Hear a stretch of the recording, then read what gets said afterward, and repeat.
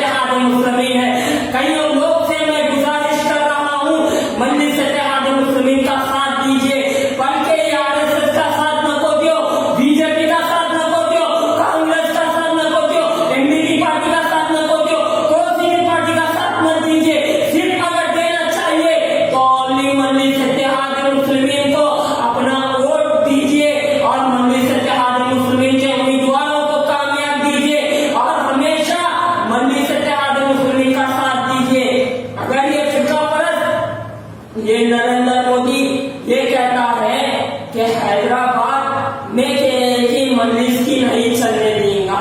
ये कहता है, जेपी नड्डा भी कहता है आकर यहाँ, अरे तुम क्या बात कर रहे हो, हैदराबाद तो सिर्फ एक ये निजाम की जागीर है और ये मजलिस इत्तेहाद मुस्लिमीन की जागीर है।